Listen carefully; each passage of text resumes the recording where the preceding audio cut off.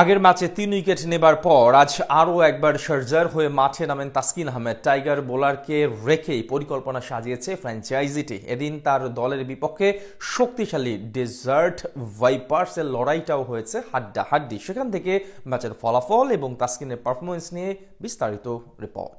আগের ম্যাচেই স্বীকার করেছিলেন ৩ উইকেট। শারজা ওয়ারিয়র্সের হয়ে বলা চলে দারুণ সময় কাটাচ্ছেন তাসকিন আহমেদ।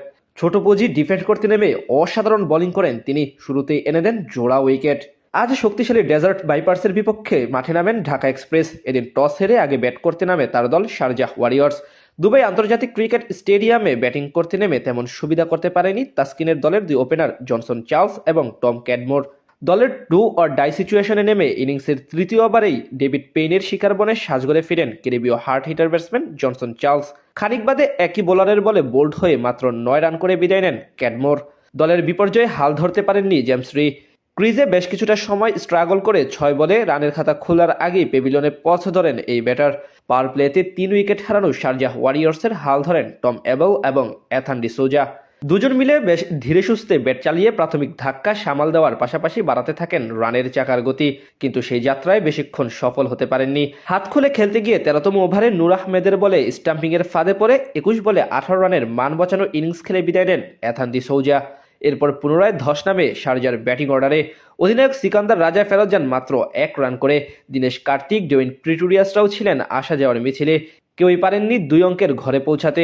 দলের এমন বিপর্যয়ের কারণে আজ ব্যাট করার সুযোগ পান তাসকিন আহমেদ, কিন্তু সেখানে তেমনভাবে প্রমাণ করতে পারেননি তিনি। ৪ বলের ইনিংসে ২ রান নিয়ে আউট হন নাসিম শাহ বলে। শেষ পর্যন্ত ৯০ রানে অল আউট হয় শারজাহ ওয়ারিয়র্স। বল হাতে ৩ উইকেট নেন ডেভিড পেইন।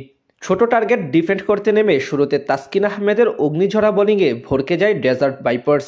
ইনিংসের দ্বিতীয় ওভারে বল করতে এসে ২ নম্বর ডেলিভারিতেই পরাস্ত করেন পাক ওপেনার ফখর জামানকে। এরপর চতুর্থ ওভারে আবারও বল করতে এসে দলকে দ্বিতীয় সাফল্য এনে দেন ঢাকা এক্সপ্রেস। এবার তার ব্যাক অফ লেন্থ ডেলিভারিতে আউটসাইড এজ হয়ে বল চলে যায় দীনেশ কার্তিকের হাতে, ফলে বিদায় নেন হাসান নওয়াজ। পরপর এমন ২ উইকেট তুলে নিয়ে দলকে স্বপ্ন দেখাতে শুরু করেন তাসকিন আহমেদ। খানিক বাদে ম্যাক্স হোল্ডারকে বিদায় করেন প্রিটোরিয়াস।